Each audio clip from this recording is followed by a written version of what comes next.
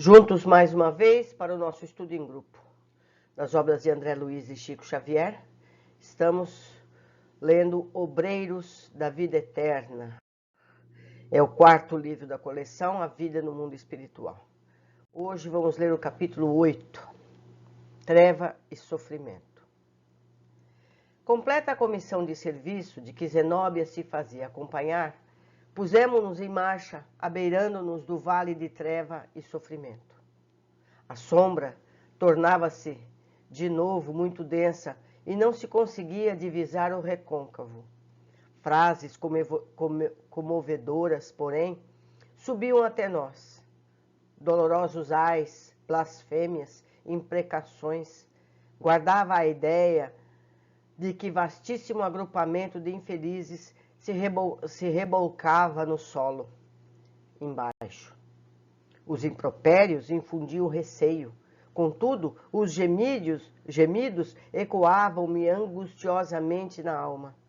Certo, os demais companheiros experimentavam análogas emoções, porque a irmã Zenóbia tomou a palavra esclarecendo. Os padecimentos que sentimos não se verificam à revelia da proteção divina. Incansáveis trabalhadores da verdade e do bem visitam seguidamente estes sítios, convocando os prisioneiros da rebeldia à necessária renovação espiritual. No entanto, retraem-se eles, revoltados e endurecidos no mal. Lamentam-se, suplicam e provocam compaixão. Raramente alguns deles nos ouvem o apelo. Às vezes, intentamos impor-lhes o bem. Entretanto, quando retirados compulsoriamente do vale tenebroso, acusam-nos de violentadores e ingratos, fugindo ao nosso contato e influenciação. Embora o triste conteúdo da notificação, Zenóbia não fornecia, inflamada no espírito de serviço, a julgar pelo bom ânimo que transparecia de seus gestos e palavras. A negação deles, continuou a orientadora, não é motivo para qualquer negação de nossa parte. Lembremo-nos de que o esforço da natureza converte o carvão em diamante. Trabalhemos em benefício de todos os necessitados, procurando para o nosso espírito o divino dom de refletir os supremos desígnios. Façam-se as obras da vida, não como queremos, mas como o Senhor determine. Grande é a beneficência do Pai para conosco. Repartamo-la em serviço da fraternidade e esclarecimento, na harmonia comum.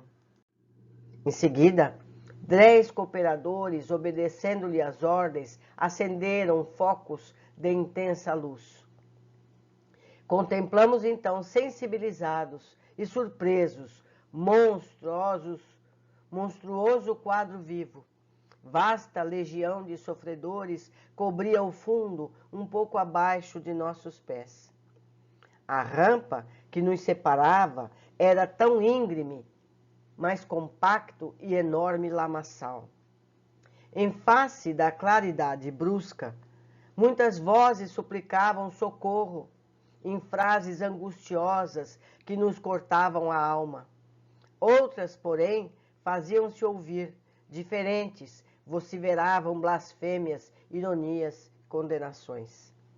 Recomendou Zenóbia, por necessário ao êxito de nossos trabalhos, nos congregássemos todos em grupo exclusivo, de modo a infundir respeito e temor nas perigosas entidades que ali se misturavam aos infelizes, acrescentando: os adeptos da revolta e do desespero encontram-se igualmente aqui, compelindo-nos a severa atividade defensivas. Quer dizer, além de você tentar cuidar deles, eles não quererem ajuda, ainda eles atacam o grupo que quer ajudar. É um trabalho muito difícil. Precisamos constantemente estar orando por esses socorristas. As nossas orações servem de energia para o trabalho deles. Seguindo, São pobres desequilibrados que tentam induzir todas as situações à desarmonia em que vivem. Em seguida, solicitou o padre Hipólito dirigir-se apelo geral, em nome do Senhor, às vítimas do infortúnio para que considerassem a necessidade de transformação íntima. O ex-sacerdote abriu o pequeno manual evangélico que carregava consigo e leu, na revelação do apóstolo Lucas, a parábola do homem rico que se vestia de púrpura em regalada existência, enquanto o mendigo chaguento lhe batia debalde à porta da sensibilidade. Pronunciou alto e pausadamente todos os versículos, desde o número 19 ao 31, no capítulo 16. Logo após, enchendo o expressivo silêncio, destacou a sentença: lembra-te de que recebeste os teus bens em tua vida, constante do versículo 25, e dispunha-se ao comentário quando certos gritos blasfematórios chegaram até nós, ameaçadores e sarcásticos. Fora, fora, abaixo as mentiras do altar, ataquemos de vez o padre. Estamos bem, somos felizes, não pedimos auxílio algum, não precisamos de arengas. Temos aqui o nosso céu, vão para os infernos. Os adversários gratuitos de nossa atuação não se limitaram ao vozerio perturbador. Bolas de substância negra começaram a cair ao nosso lado, partindo de vários pontos do abismo de dor. As redes, exclamou Zenóbia, dirigindo-se a alguns colaboradores. Estendam as redes de defesa, isolando-nos do agrupamento. As determinações foram cumpridas. Rapidamente, redes luminosas desdobraram-se à nossa frente. Material esse especializado para o momento, em vista de sua elevada potência magnética, porque as bolas e setas que nos eram atiradas detinham-se aí, paralisadas por misteriosa força. A diretora da casa transitória, afeita às ocorrências iguais àquela, fornecia-nos belo exemplo de firmeza e serenidade. Após organizar a defensiva, fez sinal ao pregador para que falasse. E o padre Hipólito, sobrepondo-se aos ruídos e insultos, iniciou o comentário em empolgante acento. Irmãos, que vos prepareis para a recepção da luz divina. É nosso desejo fraternal. Reúnem-se aqui várias centenas de infortunados companheiros em precárias condições espirituais, de alma esfrangalhada pela dor, vencidos de aflição, suportando inomináveis padecimentos. Entregai-vos, muita vez, ao desalento, à rebeldia, ao desespero. Perturbada e desditosa, vossa mente não sabe, senão fabricar pensamentos de angústia destruidora. Alegais que as forças divinas vos esqueceram no vale fundo das trevas, e de negação em negação transformai-vos gradativa e naturalmente em perigosos gênios da sombra e do mal, personificando figuras diabólicas e assediando indistintamente as obras edificantes dos mensageiros do Pai. Cruéis pervenções interiores modificam-vos o aspecto fisionômico. Não vos assemelheis às criaturas humanas que fostes, repletas de dons divinos, e sim a imagens vivas das regiões infernais, infundindo compaixão aos bons, receio e pavor aos mais tímidos. Na lastimável posição mental em que vos conduzistes e na qual muitos de vós outros perseverais apaixonadamente, sois, então, autênticos demônios da perversidade e do crime, que nem mesmo as vergastas da dor conseguem modificar a boca disforme. Entretanto, sois nossos irmãos mais infelizes, aleijados do sentimento e do raciocínio, perdidos em dolorosos desertos da ignorância, não por falta de amor da providência celeste, mas pela própria imprevidência do descaso com que recebestes na terra todas as oportunidades de ascensão à esfera superior do Espírito Eterno. Por mais que nos expulseis de vossas congregações de sofrimento, nunca escasseará para convosco nossa sincera comiseração. Visitaremos a paisagem sinistra dos abismos quantas vezes se façam necessárias. Nunca nos cansaremos de proclamar a misericórdia excelsa do Pai e jamais se imobilizará nossa mão fraterna no sublime serviço da semeadura do bem e da verdade. As palavras injuriosas que ouvíamos antes desapareceram, pouco a pouco. A franqueza de Hipólito triunfara. O pregador falava com ardorosa eloquência e, possuído de angélicos pensamentos, todo ele irradiava luz ante o respeitoso silêncio que o seu verbo inflamado provocava. Prosseguiu comovendo-nos. Dominavam-nos a inveja e o despeito, a maldade e o sarcasmo, quando não permaneceis aniquilados do supremo terror. Emitis desordenadas paixões entre coros de ironia e lágrimas. Quase todos recebeis nosso concurso amoroso, reagindo impenitentes. Acreditais que somos agraciados por favores indébitos, que somos prediletos dos céus, e afirmais levianamente que privilégios gratuitos nos felicitam a vida.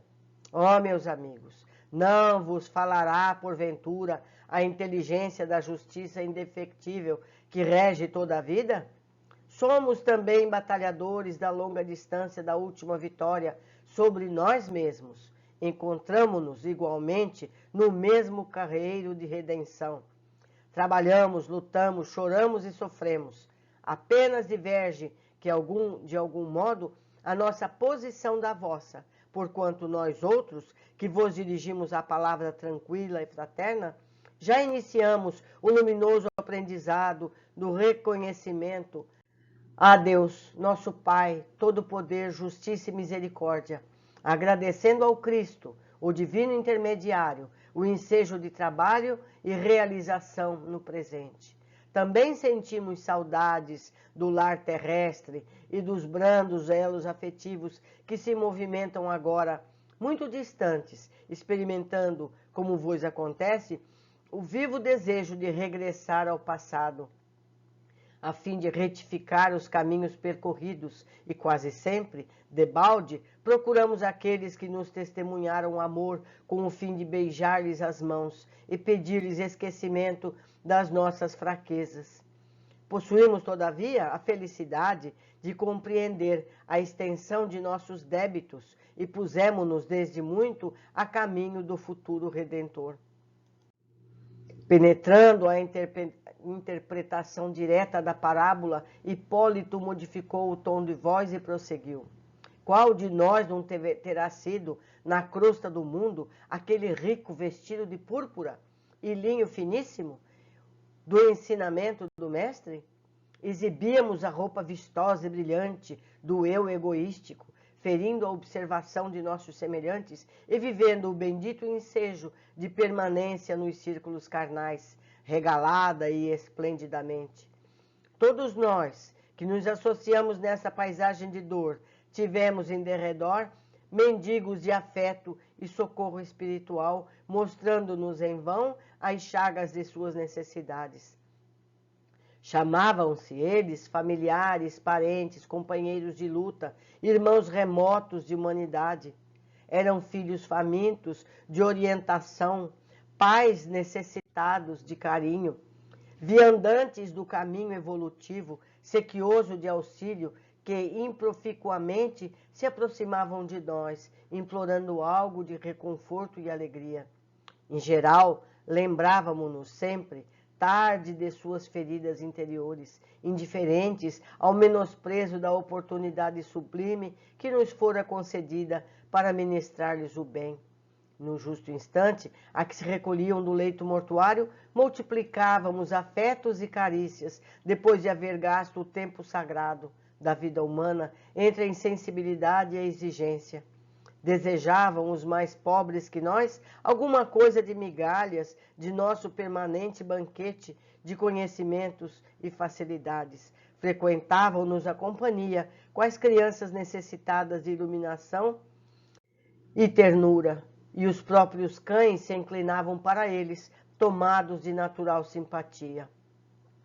Nós, porém, envaidecidos das próprias conquistas, encarceramos em clamorosa apatia, amantoávamos expressões de bem-estar, crendo-nos superiores a todas as criaturas integrantes do quadro da nossa passagem pela carne. Prisioneiros de nossas criações inferiores, a morte precipitou-nos no despenhador, no despenhadeiro purgatorial, semelhante ao tenebroso inferno da teologia mitológica. Envelhecida e rota, a veste rica da oportunidade, ao término do curso de aprimoramento espiritual no educandário terrestre, somos, por vezes, mais pobres que o último dos miseráveis que nos batiam, confiantes à porta do coração, e para os quais poderíamos ter sido beneméritos, doadores da felicidade, viajores na travessia do rio sagrado da elevação. Fugíamos de todos os companheiros necessitados. Instituíamos serviço ativo de vigilância contra os náufragos sofredores. Estimávamos, acima de tudo, o bom tempo das ilhas encantadas de prazer. A camaradagem dos mais fortes para atingir a outra margem, humilhados e pesarosos, de terríveis necessidades do espírito, incapazes de prosseguir o caminho dos continentes divinos da redenção. Sejamos razoáveis, meus irmãos, reconhecendo que esse inferno é construção mental em nós mesmos. O estacionamento, após esforço destrutivo, estabelece clima propício aos fantasmas de toda sorte. Fantasmas que torturam a mente que os gerou, levando-a a pesadelos cruéis. Cavamos poços abismais de padecimentos torturantes pela intensidade do remorso de nossas misérias íntimas. Arquitetamos penitenciárias sombrias com a negação voluntária ante os benefícios da providência. Desertos calcinantes de ódio e malquerência estendem-se aos nossos pés, seguindo-se as jornadas vazias de tristeza, desconsolo supremo. Semelhamo-nos a duendes vagabundos da inquietação e do desalento, pela amargura do que fomos e pela dificuldade quase invencível na aquisição dos recursos para que devemos vir a ser. De um lado, a falência gritante, do outro, o desafio da vida eterna. Como um rico infeliz da parábola, todavia, sabemos que muitas de nossas vítimas de outro tempo escalaram altas posições no campo hierárquico da eternidade, que muitos daqueles mendigos de carinho na estrada humana foram conduzidos a fontes de maravilhosa sabedoria e do inesgotável amor. E assim, por que não impenetrarmos o concurso das bênçãos intercessórias? Por que não dobramos humildemente a serviço, considerando os desafios do passado, os desvios do passado, a fim de recebermos a sublime e indispensável cooperação do presente? Sabemos, amigos, que muitos de vós outros padeceis atormentados a devoradora sede de água viva do Espírito imortal, que aflitos e desanimados neste vale de sombra, desejaríeis romper todos os obstáculos para a recepção de uma gota apenas do líquido precioso prometido por Jesus aos sedentos que a ele se devotassem de boa vontade. Ah, não basta, porém, a desordenada rogativa de dor para que o orvalho divino refresque o coração dolorido e dilacerado. Urge regenerar o vaso receptivo da alma enferma, alijando a poeira venenosa da terra, para que permaneça puro e reconfortante o rogo do céu, imprescindível o sofrimento de função purificadora. Os desvairios mentais a que nos entregamos na crosta planetária são energias que presentemente se manifestam com a intensidade das forças libertas depois de longo represamento. E daí a intraduzível angústia da fome, da sede, da aflição, da enfermidade que muitos de vós ainda sentis, pela carência de conformação com as leis estabelecidas pelo Eterno Pai. Pelo silêncio do ambiente, parecia-me que o padre Hipólito era ouvido com respeitosa atenção pelas inúmeras fileiras de sofredores ali congregados diante de nós. Após ligeira interrupção, continuou o pregador bem inspirado. Nenhum de nós outros, os que apelamos para a vossa renovação, encontrou até agora a residência dos anjos. Somos companheiros em cujo coração palpita plena a humanidade, com os seus defeitos e aspirações. Compreendemos, contudo, o vosso tormento consumidor e trazemos a todos o convite de renúncia aos impulsos egoísticos, concitando-vos ainda o reconhecimento devido ao Senhor e a penitência pelos nossos erros voluntários e criminosos do passado. Agradeçamos a misericórdia divina e, reunidos, peçamos ao Cristo entendimento de sua vontade sublime e sábia, com a precisa força de executá-la onde estivermos. Não roguemos, como o rico enganado na narração evangélica, qualquer vantagem para o nosso individualismo ou para o círculo pessoal de nossos interesses particulares, mas sim a compreensão suficiente compreensão dos deveres que nos cabem, na atualidade menos venturosa, de acordo com as suas diretrizes salvadoras, e cheios de confiança nova, aguardemos o porvir em que a terra, nossa grande mãe, nos oferecerá generosa outras ocasiões fecundas de aprender e resgatar, santificar e redimir.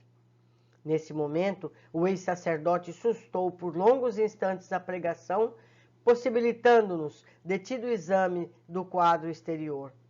Longas filas de sofredores acorriam de todos os recantos, fitando-nos a claridade das tochas, à distância de 30 metros aproximadamente. É perto, hein? 30 metros é perto. Estendiam-se em vasta procissão de duendes silenciosos e tristes, parecendo guardar todas as características das enfermidades físicas trazidas da crosta, no campo impreciso do corpo astral. Viam-se ali necessitados de todos os tipos, aleijões, feridas, misérias, exibiam-se ao nosso olhar, constringindo-se os corações. Muitos deles ajoelhados, talvez na suposição de que fôssemos embaixadores do celeste poder em visita ao purgatório destitoso. Mantinham-se em posição de supremo respeito, embora deixando transparecer a face angustiada, indescritíveis padecimentos. De olhos angustiosos, falavam sem palavras do intenso e secreto desejo de se unirem a nós. Entretanto, algo lhes coibia a realização. Semelhavam-se a prisioneiros suspirando pela liberdade, porque não corriam ao nosso encontro, porque não se ajoelhavam junto de nós em sinal de reconhecimento sincero a Deus, desejando penetrar a causa daquela imobilidade compulsória. Compreendi, sem maiores esclarecimentos, o que se passava. Entre a multidão compacta de nós outros, cavavam-se profundo fosso, e onde surgiam possibilidades de transposição mais fácil, reuniam-se pequenos grupos de entidades que se revelavam por sinistra expressão fisionômica. Não podia abrigar qualquer dúvida. Aqueles rostos agressivos e duros sustentavam severa vigilância. Que faziam aí semelhantes verdugos? Permaneciam dirigidos por potências vingadoras, como poderes transitórios na zona das trevas, ou agiriam por sua conta própria, obediente a desvairadas paixões da mente em desequilíbrio? Recordei antigas lendas do inferno esboçado na teologia católico-romana, para concluir que a fogueira ardente, onde Satã se comprazia em torturar as almas, devia ser mais bela que a paisagem de lama, treva e sofrimento à nossa vista. Recolhi, porém, o fio das considerações desnecessárias no momento, compreendendo que o minuto não comportava divagações por exigir contribuição ativa. Prolongando-se a pausa do pregador, uma criatura de rosto patibular gritou em meio a gestos odiosos: "Não pedimos exércitos da salvação! Fujam daqui!" Bastou isolada manifestação para que outras expressões de desagrado explodissem. Não desejamos redimir coisa alguma, nada devemos. Interessam-nos o culto sistemático do ódio, a revolta contra os deuses insensíveis, o movimento de resistência à repugnante aristocracia espiritual. Morram os pregoeiros da virtude falsificada, caiam os oportunistas de além-túmulo, viva o nosso movimento de destruição contra a velha ordem dos senhores e dos escravos. Depois das ruínas, edificaremos um mundo novo. O menzarrão e turso, com todas as particularidades de um gigante, avançou até a borda do fosso do outro lado. Fez significativo gesto de provocação e perguntou bradando: "Calou-se o realejo do padre?" Riu-se diabolicamente e continuou: "Perdem tempo, estão redondamente enganados. Também temos propaganda e também sabemos querer. Onde está o Deus que nos prometeram? Tem porventura um mapa do céu? Nossos ídolos agora estão quebrados. Somos filhos do desespero, tentando reorganizar a vida do deserto que nos defronta. Voltaremos acaso à ingenuidade primitiva, a ponto de acreditar novamente em mentiras religiosas? Em que remota região se compra a beneficência divina que não se condói com nossas necessidades? Declaram-se felizes e proclamam compaixão de um pai que não conhecemos. Viram-no alguma vez? Fria gargalhada pontilhou suas últimas palavras, revelando-se sobre forte impressão. O padre Hipólito respondeu: "O conhecimento da divindade e o roteiro celeste serão encontrados dentro de nós mesmos. Porque audácia inominável cometeríamos o absurdo de aguardar plena e pronta identificação da nossa natureza egressa, da irracionalidade, em dias tão curtos com a sublime plenitude de Deus? Como ombrear-se o batráquio com o sol? Em verdade, as religiões antropomórficas da crosta envenenaram-nos a mente, instilando falsas concepções de Deus em nossos raciocínios. Não podemos, todavia, culpá-las em sentido absoluto, porquanto a estagnação espiritual caracterizava-nos a todos.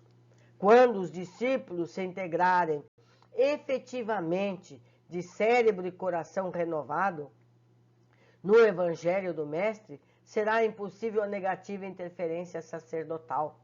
O dogma, considerado imparcialmente, constitui desafio e castigo simultâneos. Desafio à inteligência investigadora e construtiva para que se dilate no mundo a noção de universo infinito. O castigo às mentes ociosas que renunciam levianamente ao dom de pensar e decidir por si mesmas as questões sagradas do destino. Em toda parte encontraremos a sabedoria operante e invisível do Senhor, estendendo-se em todas as minúcias da natureza. Calai, portanto, a vaidade ferida e o orgulho humilhado que vos ditam observações ingratas e criminosas. Detende-vos no santuário da consciência e não exigireis visões e revelações que não conseguiríeis suportar. Tomados, pois, de compaixão pela vossa rebeldia e infortúnio, rogamos ao Senhor abençoe a esperança de quantos nos ouvem, faminto de suprema redenção, como nós, diante da grandeza inapreciável da vida eterna. Para outro público, as palavras do ex-sacerdote seriam vivas e convincentes, mas as entidades endurecidas e perversas para quem foram preferidas mostravam-se frias e insensíveis. Fizeram-se ouvir outras vozes em sinistro coro. Basta, basta! Fora, fora! Todavia, entre aqueles que nos seguiam atenciosamente o serviço, contemplamos inúmeros rostos angustiados, revelando o pavor que os companheiros lhes causavam. Aumentavam-se o número. Verifiquei, porém, que não havia ali uma só criança. É bom observar. Nunca se viram crianças nesses locais. Nunca. Apenas adultos, jovens, velhos, de todos os aspectos. Notava-se que a dissertação de Hipólito lhes fizera enorme bem. Muitos deles vertiam pranto copioso. Contudo, impropérios e maldições cruzavam o espaço. Os malfeitores impenitentes não nos toleravam a presença, e Quadacal era mais fértil nas ironias selecionadas, com o fim de despertar humorístico sarcástico e desprezo na desventurada assembleia. A princípio, impulsos e reação afloravam-me o espírito surpreso. Não seria conveniente que nos organizássemos contra semelhante malta de criminosos? Não seria melhor saltar o óbice visível e arrebetar-lhe as vítimas indefesas? A nosso favor, contávamos com volitação fácil. As noções de caridade avivavam-me, justificando instinto de reação. Perante nós, algumas dezenas de metros, viam-se mulheres desfiguradas pela dor, velhos e moços esquálidos e abatidos. Ninguém fugia ao doloroso aspecto de supremo infortúnio. Semelhavam-se a cadáveres em retorno inesperado à vida, depois de longa permanência no túmulo. Pensamentos de revolta cruzavam-se-me no cérebro. Por que razão o padre Hipólito não respondia à altura?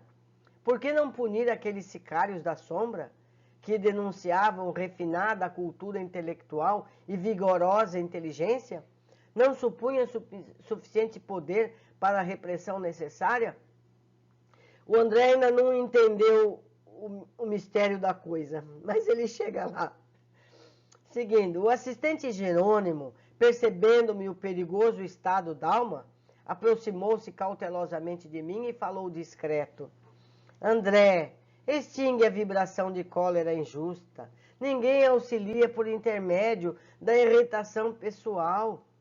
Não assumas papel de crítico.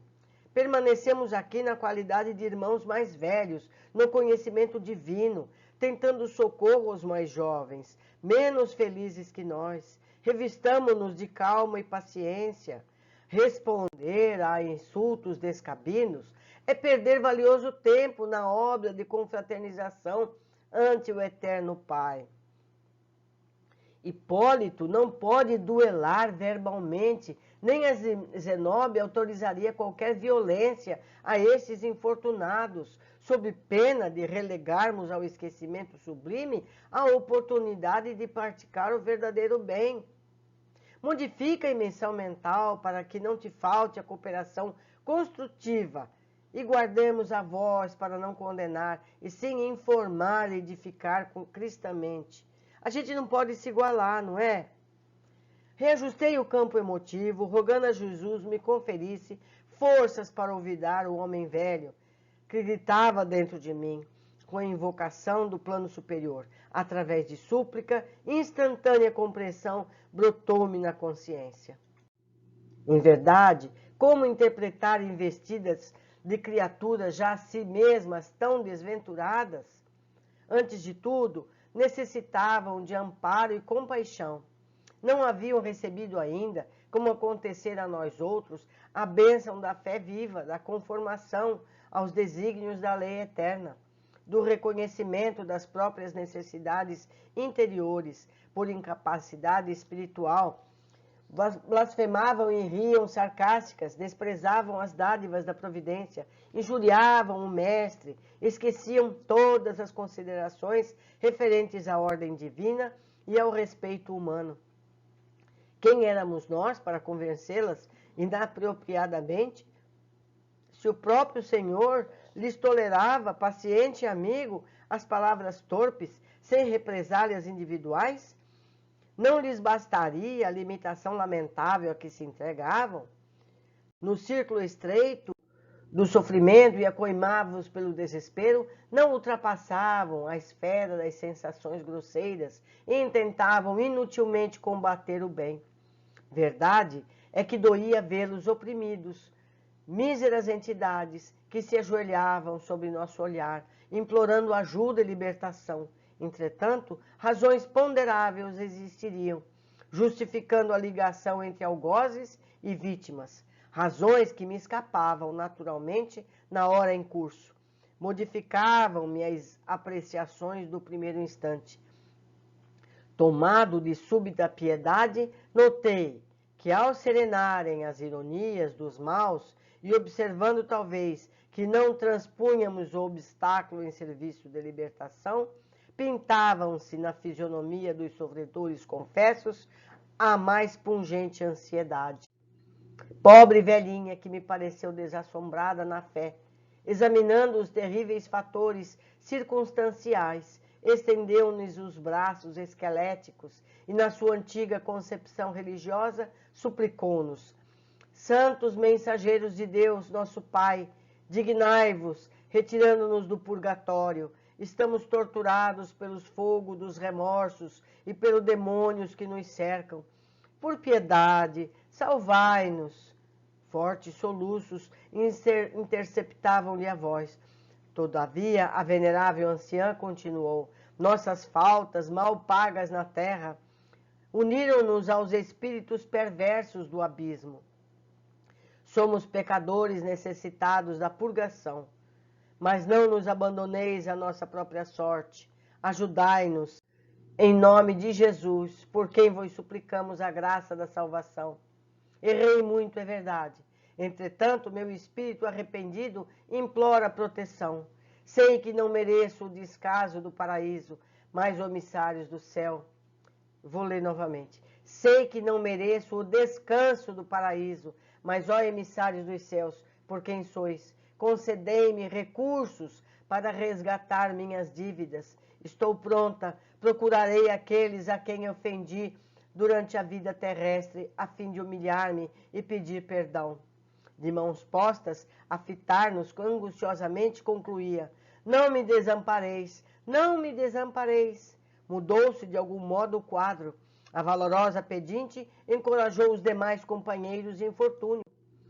Pelos méritos de São Geraldo de Magela, gritou um infeliz, revelando sua antiga condição de católico romano, libertai-nos daqui, salvai-nos do torvelino infernal, socorrei-nos por amor de Deus.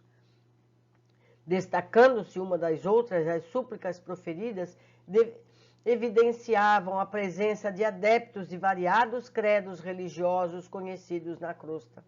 Os espiritistas não faltavam no triste concerto. Os espiritistas não faltavam ao triste concerto. Determinada senhora, de porte respeitável, cabelos revoltos e fundas chagas no rosto, desprecou a chorosa. Espíritos do bem, auxiliai-me. Eu conheci Bezerra de Menezes na terra, aceitei o espiritismo.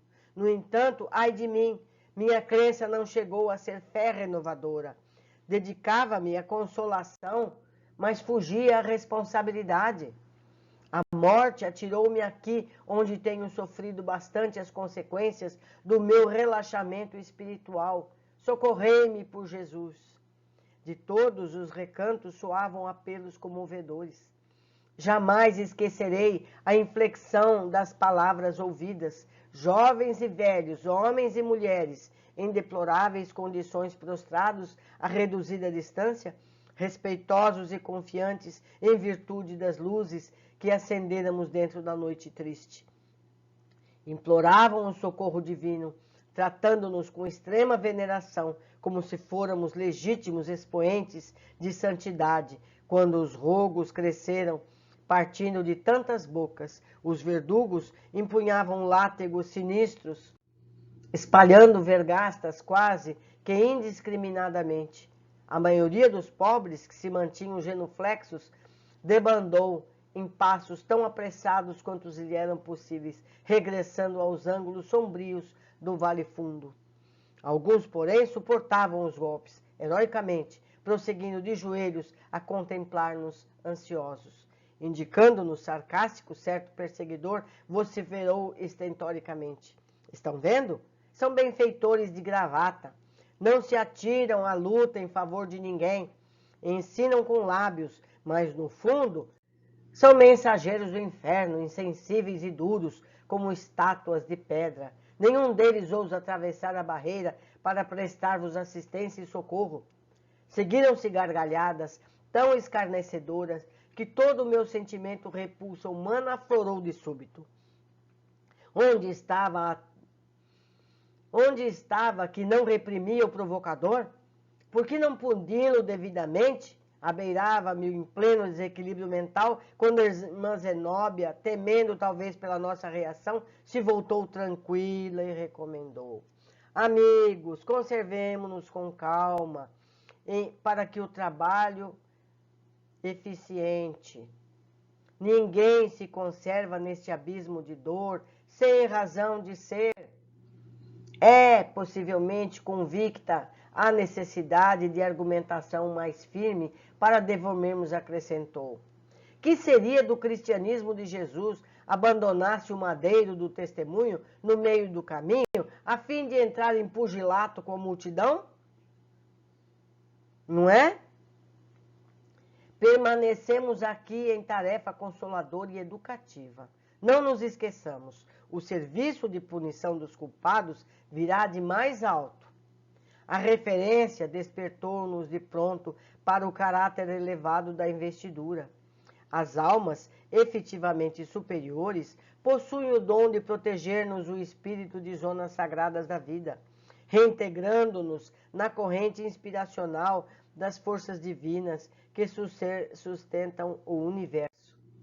A hora não comportava qualquer dissertação mais longa a respeito das obrigações que deveríamos desempenhar. Sem perda de tempo, a diretora da casa transitória entrou em combinação com os auxiliares que havia trazido, desenrolando extenso material socorrista. Iam as providências em meio, quando vários grupos de infelizes tentaram vencer o obstáculo, ansiosos por se reunirem a nós. Mas os verdugos, agindo solertes, golpeavam-nos cruelmente, empenhando-se em luta para precipitá-los ao fundo do fosso tenebroso do qual fugiam as vítimas, tomada de visível terror. Ativa delicada Zenóbia determinou que fossem lançadas faixas luminosas de salvação ao outro lado, no propósito de retirarmos o número possível de sofredores que tão amargurosa situação. Todavia, a ordem seguiu-se de odiosa represália. Os gênios diabólicos fizeram-se mais duros.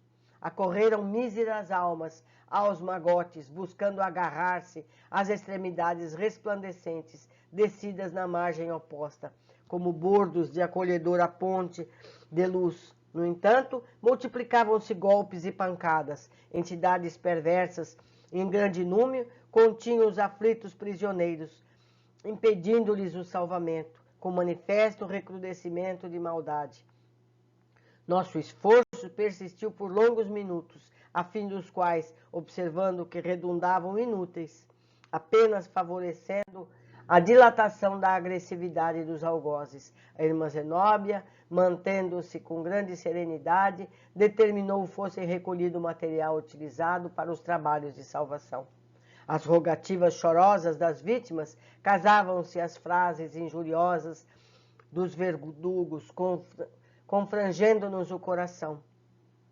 Após a reposição do material improficuamente utilizado, a devotada orientadora acenou para um servidor que lhe trouxe pequenino aparelho destinado à ampliação da voz e falou pausadamente em direção ao abismo. Irmãos em humanidade, reine conosco a paz divina. Sua palavra adquirira impressionante poder de repercussão. Ecoava longe, como se fosse endereçada às almas que, porventura, se mantivessem dormindo a consideráveis distâncias. Sem qualquer demonstração de impaciência ou desagrado, continuou. Regozijei-vos, ó coração de boa vontade, e confiai, sobretudo, na proteção de nosso Senhor Jesus. Dilaceram-nos vossas dores, tocam-nos de perto a incompreensões e sofrimentos que vos entregastes, apartados da lei divina. E se não atravessamos o fosso negro na tentativa suprema de salvar-vos temporariamente do mal, é que somos igualmente companheiros de luta, sem imunidades angélicas, detentoras de possibilidades infinitas. No amparo aos semelhantes, alegrai-vos, porém, e aguardai confiantes, porque se manifestará em vosso benefício o fogo consumidor nesta região menos feliz, onde tantas inteligências perversas tripudiam sobre o mandamento do Pai e menosprezam-lhe a bênção de luz. Amanhã mesmo demonstrar-se-á o supremo poder. Fez pequena pausa e prosseguiu.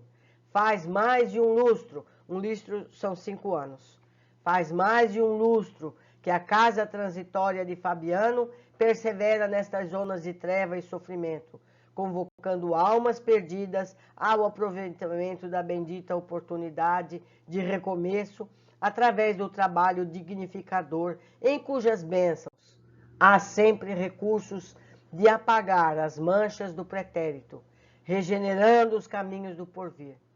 Há cerca de 2000 anos ensinamos o bem e a verdade, preparando corações para o futuro redentor. Se é inegável que muitos irmãos se valeram de nosso concurso humilde, aceitando o remédio para a restauração, a maioria de vós outros sempre nos fugiu à influência, desdenhando-nos o socorro, abjurando-nos a colaboração, desprezando-nos os serviços, favorecendo a discórdia, a perseguição e oferecendo-nos obstáculos de toda sorte. Entretanto, meus amigos, o pouso de Fabiano ainda se coloca a vosso dispor até amanhã, durante as primeiras horas. Ante a grave inflexão naquela voz, e considerando talvez o teor do aviso, calaram-se as bocas pervertidas e desequilibradas. Os mais perversos passaram a contemplar-nos entre o receio e a interrogação. Depois de curto intervalo, Zenóbia prosseguiu fundamente emocionada. Não lutamos corpo a corpo com a ignorância audaciosa e infeliz, porque a delegação que o mestre nos confiou traça-nos deveres de amor e não de porfia. Fomos designados para ministrar o bem e lamentamos, irmãos horrivelmente desventurados, nos ofereçam resistência, mergulhando-se no pântano da revolta pessoal. Não temos, porém, qualquer palavra condenatória. Os que tentam escapar às leis eternas são bastante infortunados por si mesmos. Amarga ser-lhe-á a colheita na triste semeadura. Gastarão longo tempo extraindo espinhos envenenados, introduzidos por eles próprios no coração, porque combatê-los, se estão vencidos desde o primeiro rapto da divindade? Porque torturá-los, se permanecem perseguidos pelos fantasmas criados pela própria rebeldia e insensatez? O poderoso Senhor, porém, que ama os justos e retifica os injustos, fará com que amanhã suma deste céu a tempestade renovadora. O asilo de Fabiano receberá criaturas de boa vontade dentro das horas próximas. Todavia, será inútil procurar-lhe o socorro sem a modificação substancial para o bem. Sofredor algum será recolhido tão só por quem implore abrigo com os lábios.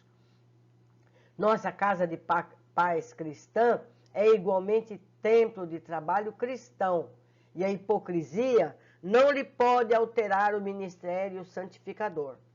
Nossas defesas magnéticas funcionarão rigorosas, e apenas os corações sinceramente interessados na renovação própria em Cristo Jesus serão portadores de senha indispensável ao ingresso. Debalde rogarão socorro às entidades endurecidas no crime e na indiferença. Os algozes fixavam as vítimas com expressão odiosa.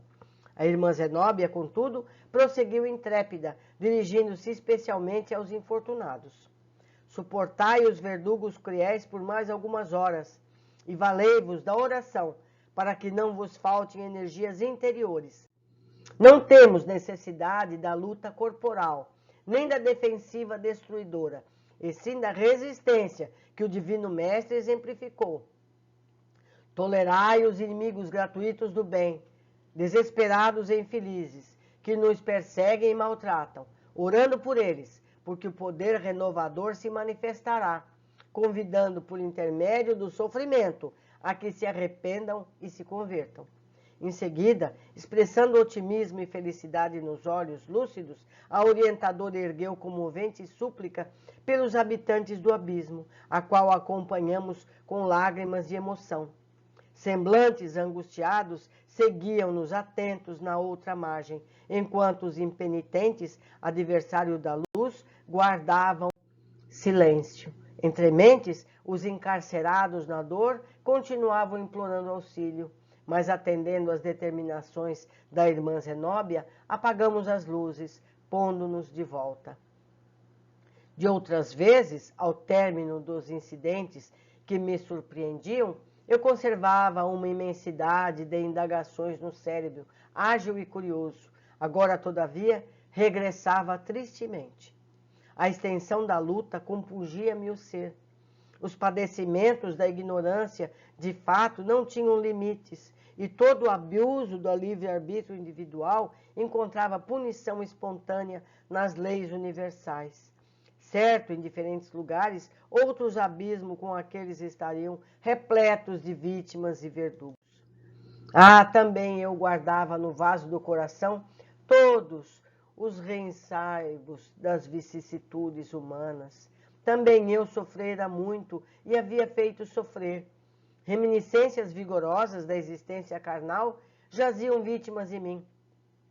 De alma voltada em silêncio para o Cristo de Deus, meditei sobre a grandeza dos meus sublimes sacrifícios e, pensando nos cruéis perseguidores, que nos pobres perseguidos do vale escuro, perguntava ao Senhor na intimidade do coração, frágil e oprimido, por quem deveria eu chorar mais intensamente.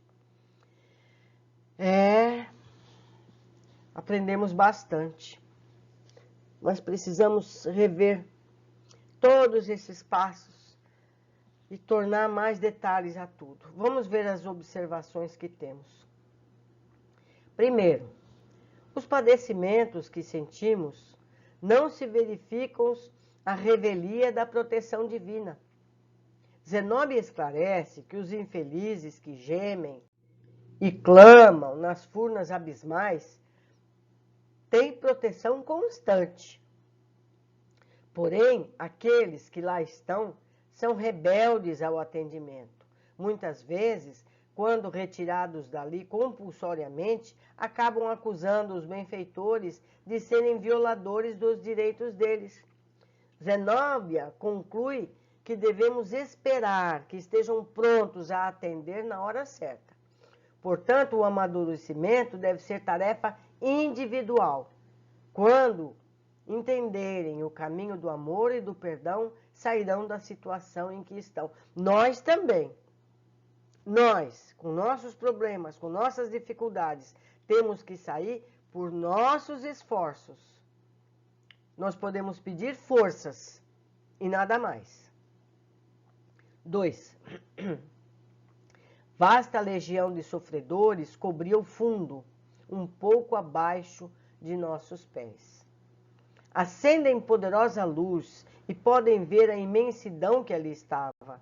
Pessoas egoístas, maldosas, cheias de culpas, que as mantinham naquele estado, renitentes, não aceitando a necessidade de mudar, de pensar, ter meios que as tirem dessa condição. Ali estavam os adeptos da revolta e do desespero, compelindo-nos à severa atividade defensiva. pois essas vibrações podem chegar ao grupo de socorro e impossibilitar a tarefa de resgate dos raros adeptos ao resgate. Quer dizer, os pensamentos dos que estão tentando salvar podem dar forças aos que estão lá, força aos que querem se salvar e forças aos que estão relutando. Quer dizer, pensamentos de agressão, pensamentos de violência para poder retirá-los de lá, ajudam os que estão se opondo. Então, é preciso ter em mente sempre o bem. Tentar violentar para conseguir não é solução. 3. Vimos a seguir a leitura do Evangelho, provocando revolta na maioria.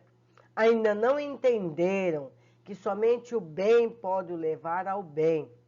Não é possível resgatar os renitentes no mal para uma vida benéfica. É preciso entendimento e prática. Pela boca só não adianta nada. 4. Não bastaram as palavras ofensivas, atiraram bolas de lama nos socorristas, mas Zenóbia tinha as redes fluidomagnéticas que lhes garantiam a segurança. Pôde assim Padre Hipólito seguir com os comentários sobre a passagem educativa do Evangelho. Essas redes, todos nós podemos fazer em nosso próprio benefício. São os nossos pensamentos no bem que forjam essa rede de proteção. Então, os maus pensamentos dos outros não nos atingem. Nós temos lição, nós temos estudo a respeito lá no canal. Os nossos pensamentos é que formam uma rede fluídica que impede que os pensamentos negativos nos atinjam. Então, aquela ideia de que o pensamento do outro me atingiu, o outro, não é bem assim.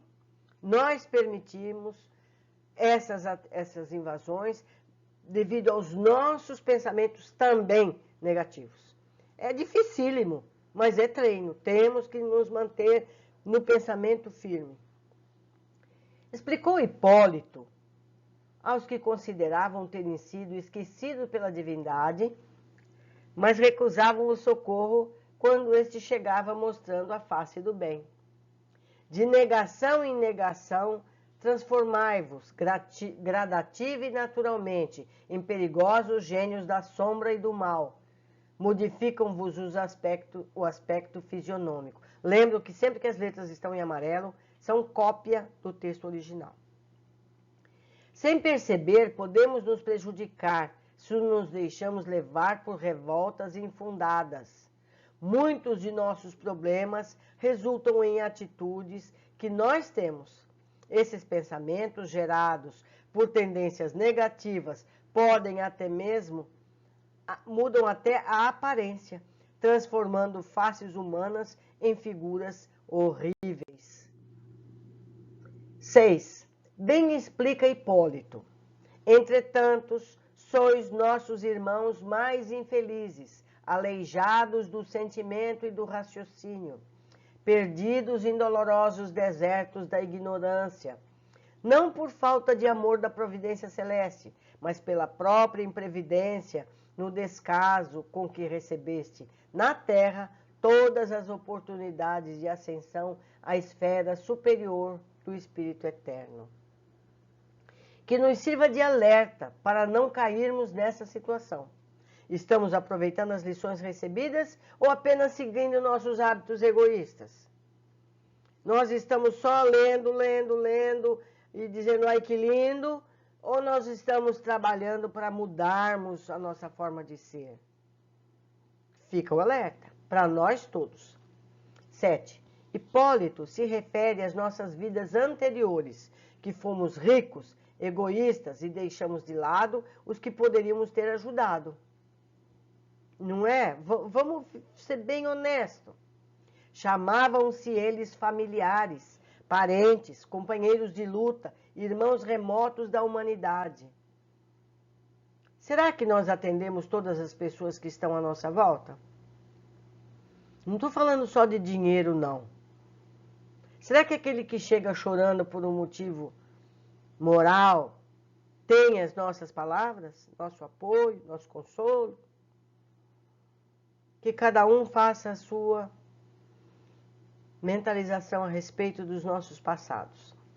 Todos temos algo para oferecer aos que nos rodeiam, desde familiares, desconhecidos distantes, que tomamos conhecimento da necessidade. Felizes os que entendem que somos as mãos dos protetores celestiais. Só precisamos aproveitar a oportunidade de auxiliar. Sabe quando a gente está no transporte público e a gente vê uma pessoa triste? Será que nós podemos puxar conversa, falar do clima, falar de qualquer coisa que esteja disponível, e aí formar uma amizade, um contato amigo, e procurar saber por que aquela pessoa está triste? Às vezes uma conversa dessa salva um suicida. Já pensaram nisso? Um sorriso. Você viu uma pessoa tristonha? Sorri para ela. São coisas tão simples. Mas para isso, para a gente fazer isso, a gente tem que estar preparada. 24 horas alerta, olhando para os nossos sentimentos e também para o sentimento dos outros. São gestos simples. Vamos nos transformar em agentes do bem. Não é verdade? Não gasta dinheiro para isso, porque a maioria pensa nisso. Eu não tenho o suficiente. Um sorriso não custa nada, não é? Seguindo, André segue descrevendo as cenas dos infelizes e nos diz: de olhos ansiosos, falavam sem palavras, do intenso, secreto desejo de se unirem a nós. Entretanto, algo lhes coibia a realização. Não pedimos exército da salvação. Fujam daqui. Bastou isolada a manifestação para que outras expressões de desagrado explodissem. Por isso que eles não corriam. Porque eles não podiam. Eles tinham ali exército contra eles. André descreve que entre os que desejavam o socorro e os socorristas estavam outros infelizes que bloqueavam a passagem. Muitos não querem que o grupo se enfraqueça em número e envenenam psicologicamente os que querem sair, pois isso ocorre também entre os encarnados. Quantos que estão prisioneiros de vícios não são constantemente bombardeados por ideias que os desestimulam a vencerem os vícios? Sejamos nós os que ajudam pela palavra, pelo exemplo e especialmente pela mão amiga, dando o apoio necessário para os mais fracos se levantarem. Meus amigos, se a gente pensar em todos os campos da vida, aqui eu descrevi os dependentes químicos, mas existem vários tipos de pessoas. E os exemplos políticos, não é? Da sociedade. Uns contra os outros, dizendo que o outro está errado, que o outro está certo. E as pessoas ficam no meio sem saber a quem seguir. Vamos seguir a nossa índole. Vamos ver quem somos, o que nós queremos, que interesses uns e outros têm. Não é? Nós vivemos no plano encarnado o tempo todo sendo puxados de um lado para o outro, nas mais variadas situações, seja financeira, seja moral, seja política. É o nosso entendimento que vale. Nós seguimos aquilo que nós temos dentro de nós mesmos. Não vamos nos queixar depois. Seguindo, diz um dos indignados do abismo: voltaremos acaso à ingenuidade primitiva a ponto de acreditar novamente em mentiras religiosas? E responde Hipólito: quando os discípulos se integraram efetivamente de cérebro e coração renovado no Evangelho do Mestre, será impossível a negativa interferência sacerdotal. Nós temos o Evangelho para ler e seguir. Nós não precisamos que ninguém venha dizer para nós, interpretar para nós. Nós temos que ser o intérprete do Evangelho. É o nosso coração que diz o que está certo e o que está errado. Qual é a distorção? da lei. Não é? Jesus disse, amai-vos uns aos outros como eu vos amei. Jesus disse, faça ao próximo o que quer que faça a si mesmo. Nisso está toda a lei. Não precisa mais nada. Não importa o que o sacerdote, o mestre, o pastor, o que quer que seja, diga. O que eu estou fazendo é aquilo que eu quero que façam a mim? No dia que todos nós nos fizermos essa pergunta constantemente, não precisamos mais de letra alguma. Nós teremos descoberto o caminho. Só fazer para o outro aquilo que nós queremos que façam para nós. Então, quando alguém bate a porta pedindo uma ajuda, o que nós queremos que façam? Se fôssemos nós do outro lado da porta, está aí a solução.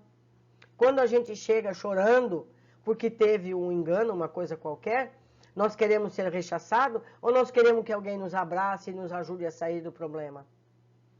O caminho é fácil, está aí escrito, Jesus disse. Somente essa frase resume todos os livros escritos em todas as religiões. Mas é preciso ter ela escrita a fogo no coração, para que a gente não se esqueça jamais.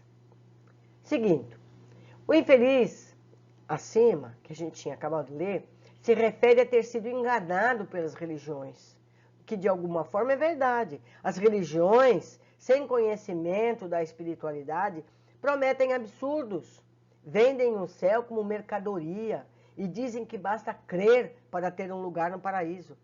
Muitos sacerdotes, inclusive, acreditam nisso, que a gente vê constantemente o salvamento de sacerdotes desses campos. Na verdade, precisamos ser irmãos. Fraternidade, solidariedade, amor uns pelos outros. Não adianta palavras vazias. As promessas verbais, isso não adianta.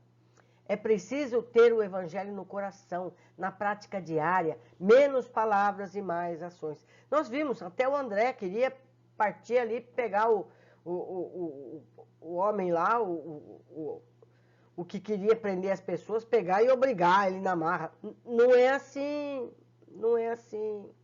É pelo amor, é devagar, é passo a passo. E lembro aqui mais uma vez, não havia nenhuma criança nesse lugar. Não havia nenhuma criança. Então, é preciso ter em mente, as crianças têm uma área, um carinho, um atendimento diferente. Certo? Isso nós já havíamos observado antes. Eu nunca soube de crianças em locais de sofrimento. Falo de crianças mesmo, não de espíritos que aparecem com figuras infantis. É diferente, porque a gente conhece a plasticidade do perispírito. Se o espírito maldoso querer aparecer com figura de criança, ele aparece com figura de criança. Mas ele não é criança. Eu me refiro à criança mesmo. Aquele que morreu, criança. Certo? André, ainda não plenamente treinado, pensa em revide, em violência para retirar dali os infelizes. E Jerônimo o aborda. André, extingue a vibração de cólera injusta. Não pode ter cólera. Ninguém auxilia por intermédio da irritação pessoal. Hipólito não pôde duelar verbalmente, nem a irmã Zenóbia autorizaria qualquer violência a esses infortunados, sob pena de relegarmos ao esquecimento sublime a oportunidade de praticar o verdadeiro bem. Ou seja, não poderiam ser como os ignorantes. Ela fala, Jesus teria poder para fazer uma revolução ali e sair da situação que estava. No entanto, ele não fez isso. Na descrição bíblica, lá está, que houve um tremor de terra, que houve situações climáticas intensas. Não foi? Mas não provocada por Jesus. Foi a vibração astral do momento para mostrar aos que estavam ali o que estava acontecendo. Está dito, inclusive, que lá no Templo de Jerusalém, o véu que separa os ambientes rasgou-se de alto a baixo. Mas não foi Jesus que fez isso. Foram as vibrações do momento. Então, Jesus teria poder magnético suficiente para expulsar todo mundo dali, de se libertar e subir aos céus imediatamente. No entanto, ele não fez isso, porque a missão dele precisava ocorrer da forma que for, exemplificando a pacificação. É pela paz que nós vamos subir aos céus, que nós vamos melhorarmos-nos como seres do Criador. Vamos continuar. Em nossa crença também abrigam os que acreditam que basta acreditar sem praticar. Não existe? Não, se eu acreditar eu estou salvo. Está salvo não. E os espiritistas não faltavam no triste concerto. Espíritos do bem, auxiliai-me. Eu conheci Bezerras de Menezes na terra, eu aceitei o espiritismo. Mas aceitar não basta. Não é aceitar, não. Eu sou do Porto, eu sou do Corinthians. Não é aí o caminho. Não é um time de futebol. Não é um partido político. É uma conversão de alma. Nós precisamos ser e não dizer que somos. É o comportamento diário. São as ações do dia a dia que vão dizer se nós somos ou não somos esse ou aquele. O que adianta você servir sopa para os pobres e negar auxílio para uma pessoa da sua família que está necessitada? O que adianta você ir lá na tribuna, fazer uma palestra maravilhosa e em casa você ser um tirano? Não adianta nada. E lembrar sempre que a nossa família é ali que estão os nossos débitos. É com eles que nós temos que aprender. É o comportamento entre aqueles que estão mais próximos que vão mostrar se nós melhoramos. Porque ali é que estão os nossos cobradores e devedores. Então, ter paciência com aquele familiar mais difícil, não é? E tentar abrandar os nossos defeitos para não sermos nós os verdugos. Eu sei, é dificílimo. Eu também luto nesse trabalho. Eu também constantemente estou me pegando em faltas e tentando me corrigir. Então, a receita está aí. Temos que seguir, não tem outra saída. Não adianta ficar com o evangelho embaixo do braço. Tem que fazer o evangelho. Vamos continuar. E mais uma vez, André entra na vibração dos oponentes. E Zenóbia precisa chamar a atenção dele para que ele mantenha as vibrações elevadas que o protegem ali, Zenóbia explica. Que seria do cristianismo se Jesus abandonasse o madeiro do testemunho no meio do caminho, a fim de entrar em pugilato com a multidão? Não é? Ele poderia ter feito isso. Isso nos mostra como é preciso determinação para que se consiga superar a tendência ao revide e baixar os padrões mentais e emocionais. Quantos de nós não aconteceu isso? Você, por um motivo qualquer, entra numa discussão e quando você vê, você está fazendo igual o outro. Você está respondendo no mesmo nível que aquele que te ofendeu. Então, quem é melhor nessa situação? Ninguém. Apenas um é mais hipócrita que o outro. 14. Zenóbia manda descer as faixas de socorro. Os que tentam segurar, se tivessem vibrações verdadeiras de arrependimento, conseguiriam segurar e sair. Mas os verdugos, que os atacam duramente, deduzo que essa violência faz com que os que desejam sair voltem a ter pensamentos de revide, como teve o André. Quer dizer, você quer correr para a rede. Vem um e te impede, te dá uma chicotada. Se você vibra para com esse oponente também com raiva, você perdeu. Não é fácil. Com isso, eles não conseguem segurar nas faixas. Quer dizer, a transformação ainda não é verdadeira. É o sofrimento que faz você dizer, não, eu quero. Mas quando chega a hora, não é bem assim. 15. Mais uma vez, nos é descrito um equipamento no plano espiritual, um megafone.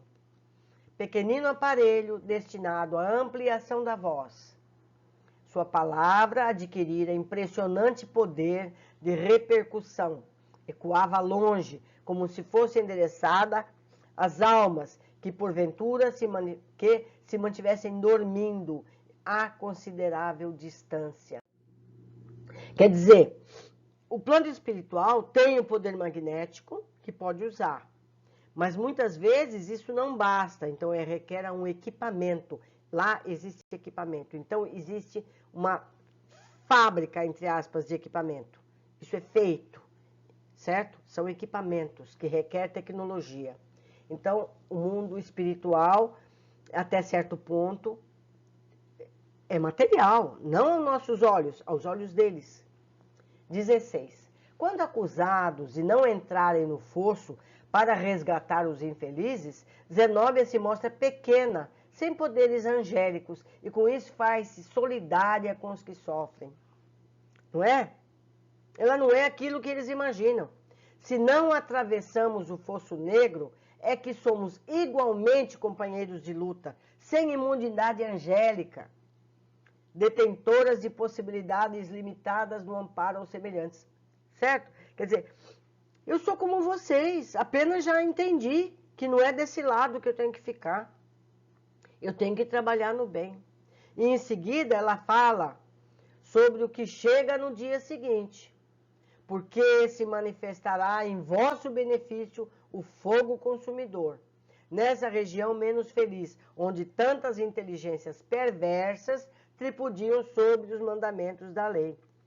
Eu imagino, aqui com a minha pobre ignorância, esses verdugos, esses maus, vão ficar com medo do fogo e vão vazar. E com isso, os que são sinceros vão conseguir fugir. É o que eu imagino aqui dessa situação. Posso estar enganado. 17. Zenóbia avisa sobre o fogo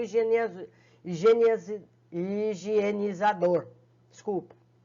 Oferece abrigo aos sinceros no desejo de melhorar as proteções magnéticas. Não darão passagem aos enganadores. Então ela avisa, vocês podem ir lá para a casa de Fabiano, eu recebo vocês, mas tem que ser sincero. Nós vamos ter lá no portão um detetor de hipocrisia. Só vai conseguir entrar quem for verdadeiro. Quem não for, vai ficar de fora. Então, tá tudo avisado, não tem surpresas. Depois ela se retira com o grupo, deixando que cada um busque o caminho que desejar. Meus amigos, nós tivemos informações importantíssimas nesse capítulo, que mais uma vez nós vamos ter que ler e reler, analisar cada parágrafo e tirar disso um ensinamento. Os livros que André Luiz trouxe com Chico Xavier não são romances de história que a gente lê e acha bonito e fecha e vai para o próximo. Ele precisa ser estudado, passo a passo, analisado. Certamente eu deixei passar muita coisa, porque eu também estou aprendendo. Então, por favor, tudo aquilo que eu deixei passar, que seja importante, me ajudem, escrevam, comentem aí embaixo, na área de comentários, escrevam meu e-mail, nifeliz52@gmail.com. Eu vou ter muita alegria de receber uma mensagem de vocês. Aguardo, ansiosa por todos. Um grande abraço, até o próximo capítulo.